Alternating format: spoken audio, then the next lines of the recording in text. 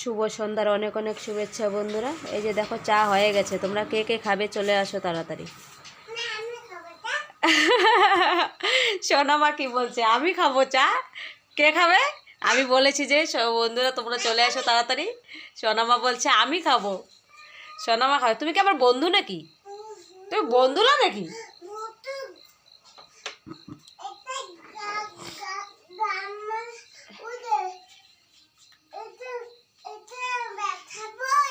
হ্যাঁ হ্যাঁ, খাবে খাবে।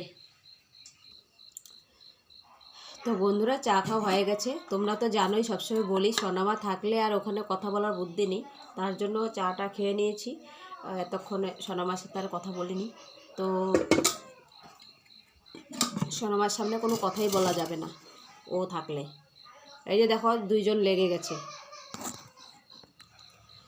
তো বন্ধুরা চা খাওয়া হয়েছে, আর দুধটা কালকের কিছু দুধ আছে ওটাতেই জাল করে নিই। আমার ছেলেকে কখনো ওই ছোট থাকতে এরকম মানে দুধও তো খায় না, মানে ছোট থাকতে খাইয়েছি, ওই প্যাকেট খাইয়েছি। আর দুধটা যদি দিতাম এমনি চালগুলোর সাথে দিতাম, আর এমনি ভাতের সাথে কোনোদিনও খাওয়াতে পারিনি। এখন তো খাইই না, ছেলে দুধেই খায় না। আর হচ্ছে মেয়েকে খাওয়াই, ওই দুধ ভাতটা খাওয়াতে পারি। নিজের থেকে তো খাবে না, জোর করেই খাওয়াই।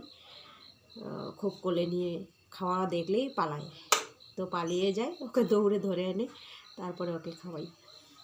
আর সবজি দিয়ে ভাতটা খাওয়াতে অনেক টাইম লাগে ওকে, ছেলেকেও অনেক টাইম লাগে, তবুও ছেলে দুধ খায়, দুধের গন্ধ সহ্য করতে পারে না। তো রাতে দুধ ভাতই খাবে। ঘরের দুধ না, আমাদের কেনা আর কি, কিনেই আনি।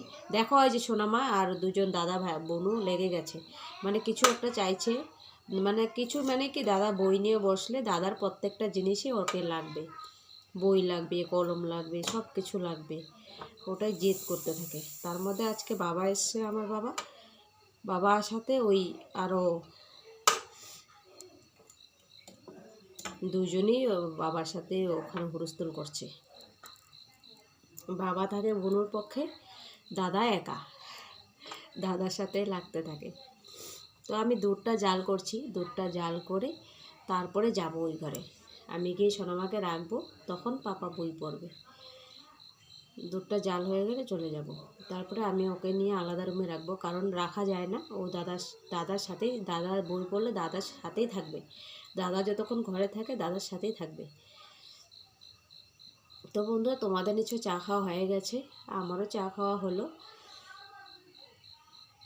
পাপা টিউশন থেকে আসলো, তারপরে চা খেয়ে একটু পরেই খেয়েছি।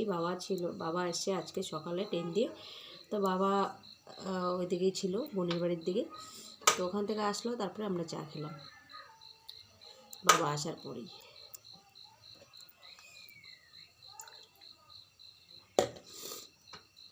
দুধটা জালে বসে সরা যায় না, সরে গেলে যদি এখান থেকে চলে যাই তাহলে আমি ভুলে যাই, একদম ভুলবই, দুধটা উতলে পড়ে যায়, তার জন্য দুধটা সামনে থেকে জাল করি।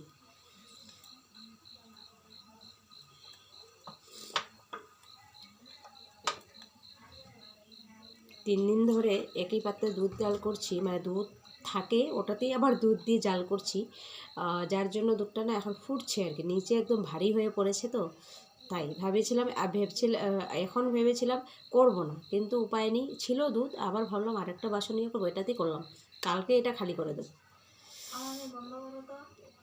তো চলো বন্ধুরা, টাটা সবাইকে, শুভ সন্ধ্যার অনেক অনেক শুভেচ্ছা ও ভালোবাসা, সবাই ভালো থাকো, সুস্থ থাকো।